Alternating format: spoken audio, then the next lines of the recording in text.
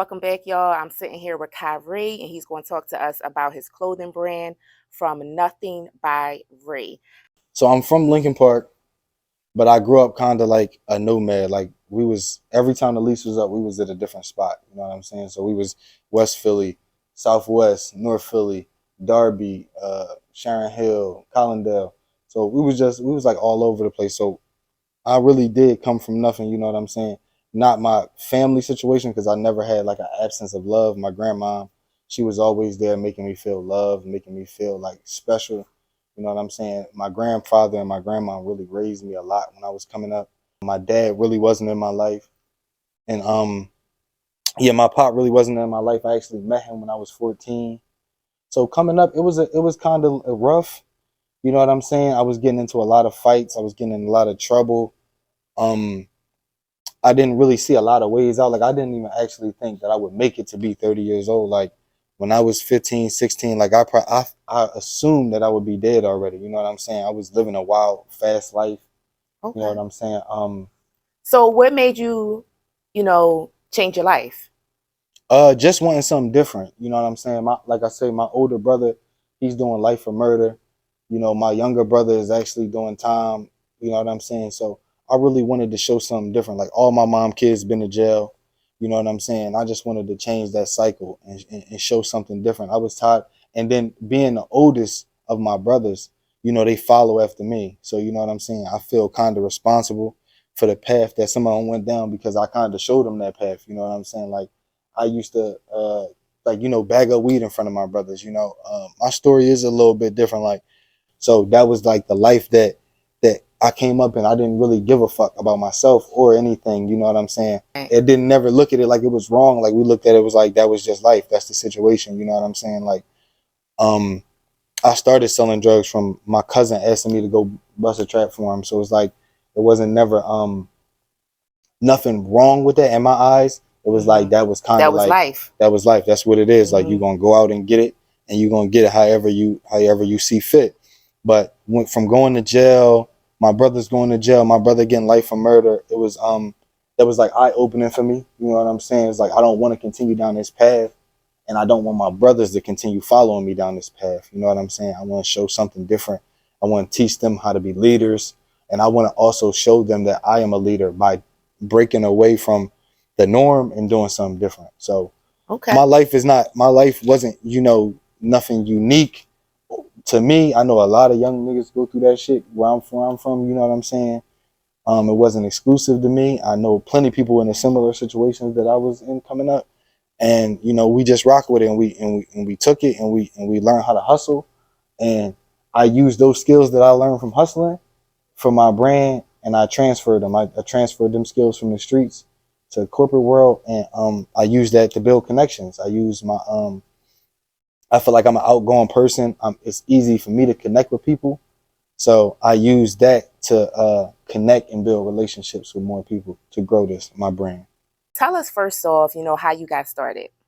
Um, I got started with my brand about like 7 years ago. I just got to a point in my life where I wanted to change. I needed a change. I was just like any typical other young boy from Philly. I'm out here wilding out in the streets, acting crazy. And I decided I wanted to do something different. So I started off with t-shirts. I Okay. had grabbed some t-shirts instead of some weed. Actually, it's a funny story because my friends was like, fuck them t-shirts, grab some weed. But it was like, nah, bro, I'm going to try something different. I actually grabbed some t-shirts and I had got a good reception the first time I did it. And I didn't just want to put anything on t-shirts, so I actually had came up with 4 designs that meant something to me. And it was learn from the past, this symbol right here, which is my justice symbol, Hmm. and it was another symbol that said the power of love, Okay. and it was another symbol that stood for accountability.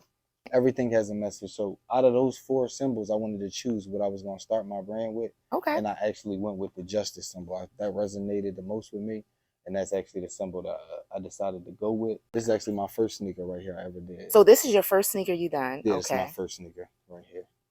It's dope. I love the color. It's actually a symbol for justice, but it's a depiction of handcuffs. And I actually Oh. added the chain to it for the sneakers. This was actually something I just did for the sneakers. Okay. And actually, I probably will go with more designs and things like that, just because it goes with the brand. But this was Okay. something I actually started with just the sneakers. Now, where would you like to take your clothing brand? Like, what's the next level for you? I just want to take it to a level where I can continue to connect with people and to continue to reach people and inspire people to do their thing. All my designs I put out, they have a meaning, they have a purpose. They actually come from some type of feeling in me that I want to convey to people, and I want to continue to push that message and inspire people. I see my brand becoming something like a supreme in a way. Like I want Hmm. to cater more towards collaborating with people, bringing people up.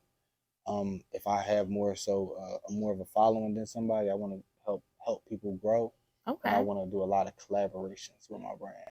Honestly, the crazy thing about clothing, I actually never dreamed of being a designer or like Hmm. a creator in that way. Like my dream was always to be revolutionary. Like the people that I gravitated towards was more like Muhammad Ali, Martin Luther King, Malcolm X, Fred Hampton, Huey Newton. Those are the people that used to inspire me and give me that like electric shock when I used to hear them speak.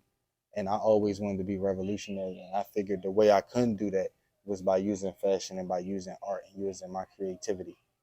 Oh, that's dope. Yeah, and I seen that on your website that your inspiration never really came from fashion designing. It came from just art, Hmm. really. That was dope. So this is my FN1 salmon and rice. This is one of my favorite sneakers that I have made so far because it's the first one, obviously. But just the creative process into making this and actually putting this out was actually very long and very confusing. I was second guessing myself because it's obviously my first sneaker, so I wanted to make sure it was perfect. So what I wanted to do was instead of thinking of what people would like, I tried to use things about myself to put into the sneaker, and I used an earth tone salmon, which is the first earth tone on the color wheel because it goes from warm to cold to like cool gray. So that's why I chose salmon for my first color for my first sneaker. And this is my FN 1.5 NLA Negro League All Star. And with this sneaker, I wanted to focus on that gray area between black and white. Um, it took athletes back in the day like Jackie Robinson, Willie Mays, Satchel Paige, and they essentially added color to this gray area. This at this time of division separation. So with these sneakers, I wanted everybody that wears them to do that same thing and add some color to that gray area between black and white, and which is why I added multiple color shoestrings with these sneakers, so you can add that color like those players did back in the day. Okay, and this is my FN 1.5 FN Universities. This is just kind of like a sneaker I made. It's like a little troll to myself. I didn't graduate from school, but I'm doing big things as you can Yes. see. So I'm self-taught. It's dope. So I like to say I graduated from the School of Hard Knocks and I made it out. You know what I'm saying? And this is going to be a sneaker where actually I don't have it in here, but this sneaker actually comes with paint. It's going to come with a little bit of yellow paint, and you're supposed to splatter it on the sneaker or do whatever you want with it. But Hmm. it's intended for you to splatter it on it to give you like that college feel of fun, freedom, and having some uniqueness to yourself. So that's what it's going to be for these sneakers. Going to splash some yellow paint on them, or you can write on them, do whatever you want to do. But these are my FN universities. This is actually a very proud moment for me when my sneakers were Hmm. first came in here. Just to see my sneakers sit next to like off whites, all the inspirations that came from me. Right. To see my sneakers sit next to them people is it's a humbling experience. And my sneakers are also available at Nay's Closet up the street, which is my mother's store.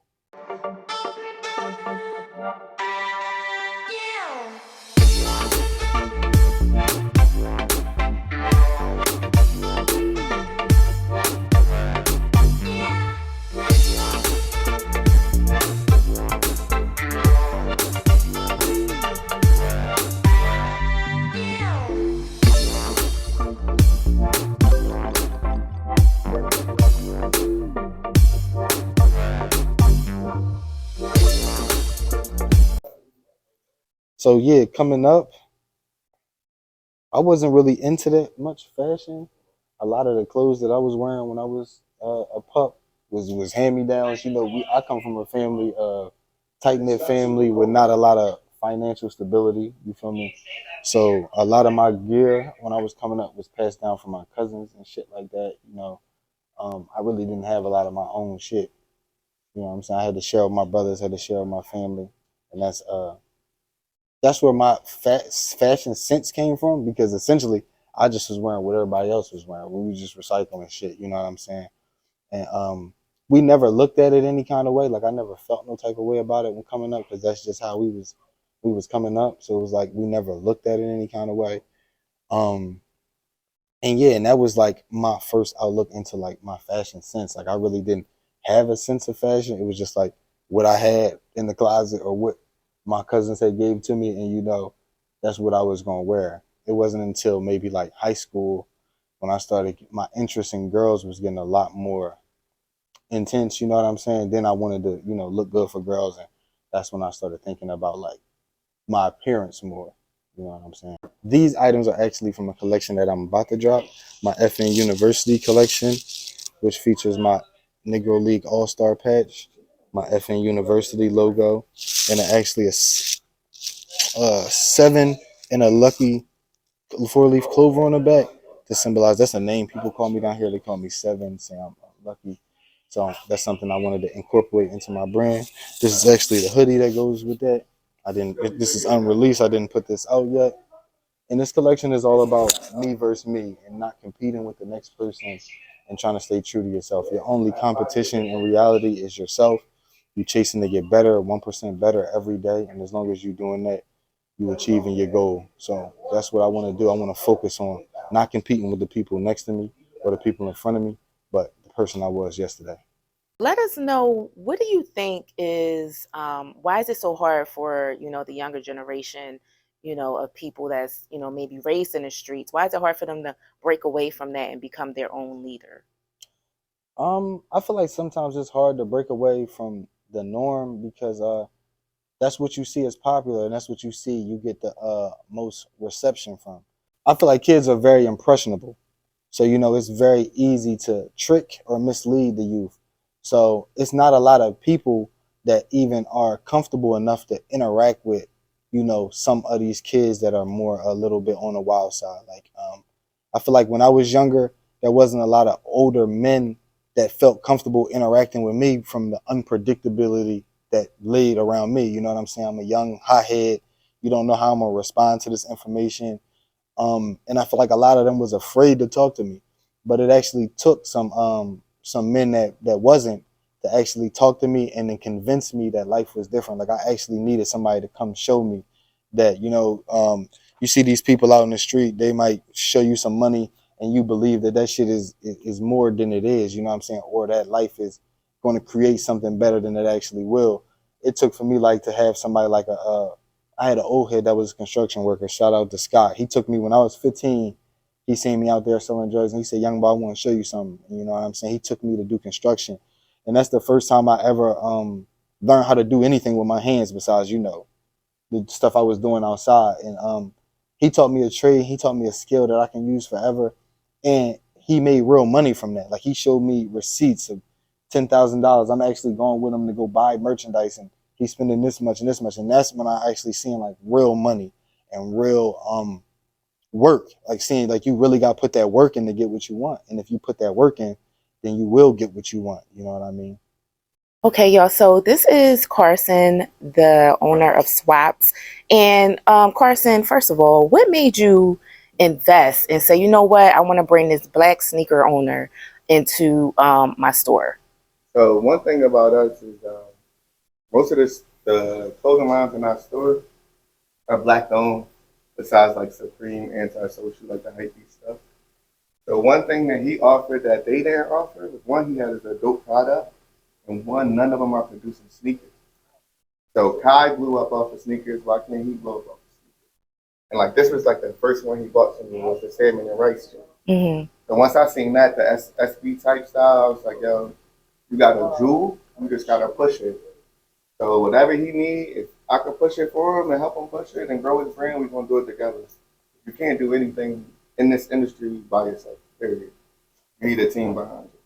Definitely. Yeah.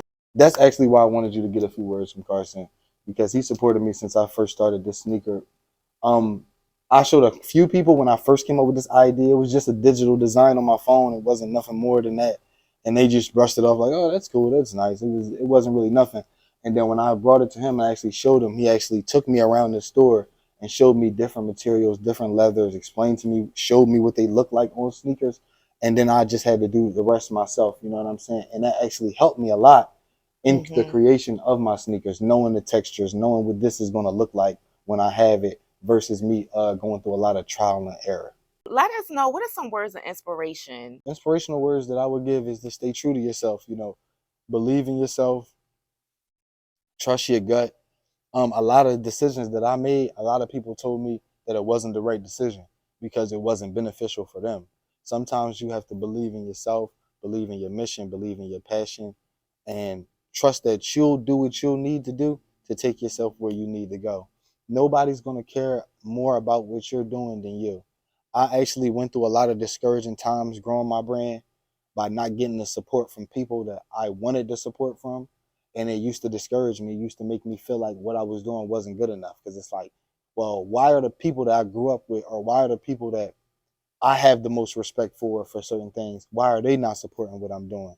And it used to deter me. But what that forced me to do is to reach around these people, and that actually made me build connections that I never would have had if I continued to rely on the people that was around me for that energy.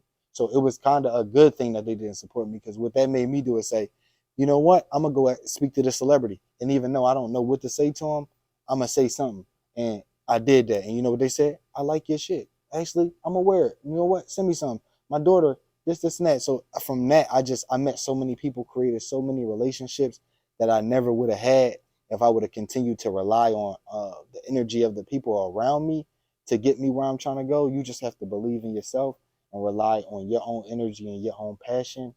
So that's my motivational words. Stay true to what you believe in, stay true to yourself, and don't let nobody deter you from that. There's enough for everybody out here. So when it comes to competition, only compete with yourself. As long as you better than you was yesterday, then you on the right path. It's your boy Re FN Re LP on Instagram, owner of FN Clothing. I'm here at Swaps, hottest sneaker store in Atlantic City. So if you ever looking for some heat, you ever looking for anything from my brand, this is where you're gonna find it at, down here at Swaps, hottest sneaker store down here at the Walk. And we at the Tanger outlets in Atlantic City.